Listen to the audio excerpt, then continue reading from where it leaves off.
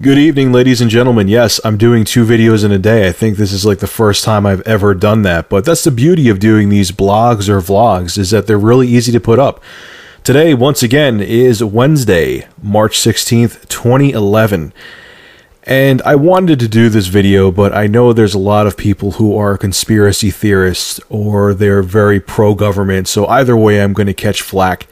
I want to talk about the whole 2012 prophecy and the Illuminati and everyone who really is, like, especially now after the tragedy that's happening as we speak in Japan, everyone seems to be jumping on the apocalyptic bandwagon, saying that, see, this is a sign from God. God hates us and he's angry at us. Yet it's funny because those same people will say, pray for the Japanese.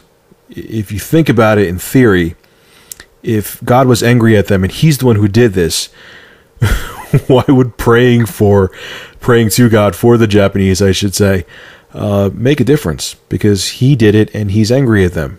But anyway, so of course everyone now, because of what's happening in Japan, which is absolutely terrible, and I do pray for those people and don't think that God did this, everyone seems to be jumping on the apocalypse bandwagon, saying, here we go, here's all the disasters and wars and everything that seems to be happening is happening now.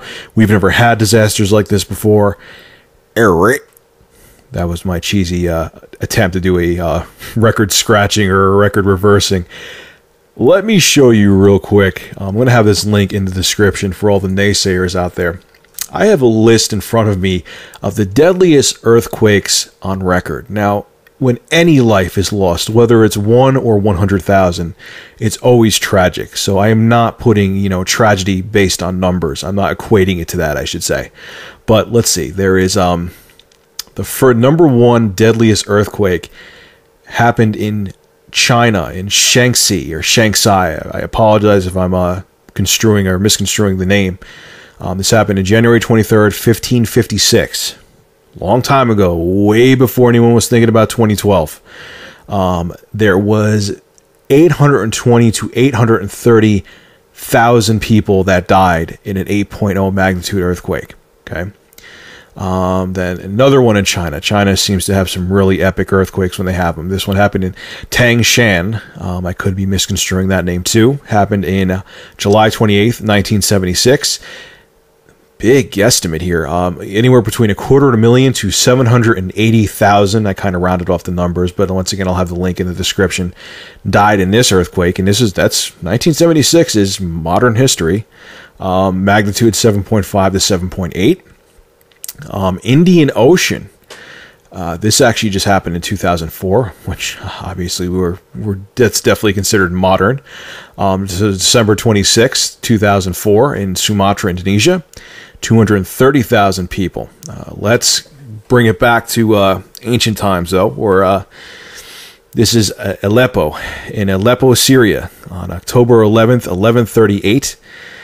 There was 230,000 people that died in an unknown magnitude earthquake. So I'm not going to go through an entire list of earthquakes because there's a huge list here where many more people died than the amount of people that died in Japan. Like I said, it's still equally as tragic. Like I said, it will not equate the amount of tragedy to the amount of people that died. But unfortunately, our Earth, our planet, is very volatile. It's always been that way. It always will be that way. There's always been hurricanes. There's always been earthquakes. There's always been tsunamis. There's always been tragedy. And it's funny how everyone who is a apocalypse addict, I'll call them, that's my term for them, will conveniently forget all this. They'll forget about the plagues that happened in Europe, where people were walking, or they would have guards walking around with a cart saying, bring out your dead, and people would literally drop the bodies off of the people who passed away from the plague and put them into this cart. This has happened once again in medieval times. It was considered the Dark Ages. And everyone who is addicted to the apocalypse seems to forget that. I think the thing behind people who are obsessed pretty much with the apocalypse is, I think it gives people a sense of control that they don't feel out of control, meaning the fact that it's their fault these things are happening. I think it makes people fearful to think that they can't control these things, and they're afraid to think that the Earth is just doing what it naturally does. And maybe global warming made it a little shittier, but the bottom line is our planet has always been volatile, and unfortunately, tragic natural disasters such as what happened in Japan have happened since the beginning of time, and they will continue to happen. And it is unfortunate, but it is the way this planet works. And I hate disappointing everyone out there, but it is not a sign that 2012 is going to be the end of the world. I am a realist. I am not an optimist, and I am not a pessimist. I take information and see it for how it is. And if you don't like that, then don't watch this video. If you are a conspiracy theorist and you have a photo of Alex Jones, eating grapes off his nipples in your room, then congratulations. And, believe in your conspiracy theories. I find it funny, too. This is the other thing I wanted to bring up. There was one video NHK had a video up of the tsunami. And some people were writing some really hateful things under it that angered me. There was a guy who wrote that he believed it was our government or the elitists that made this earthquake happen. Wow, man. That's you're picking at straws right there, dude. It's an earthquake. It happens. Like, come on, man. Do you need me to bring you back to grammar school to explain how earthquakes happen? I don't know. The whole thing with Alex Jones, too, and I'll end it with this, it was funny. I remember listening to some of his podcasts that he had from 1999. This dude's been doing it forever. And the thing I don't like about him is I don't trust the government completely, and I don't trust conspiracy theorists completely. I think they both have their own agenda and are both looking to do their own things for their own personal gain on both sides. I think both of them have some convincing arguments, but there's other stuff that I just want to, take him and sit him in a corner and slap him and be like, dude, come on. Anyway, he had these podcasts up where he was trying to scare the shit out of people on New Year's Eve 1999.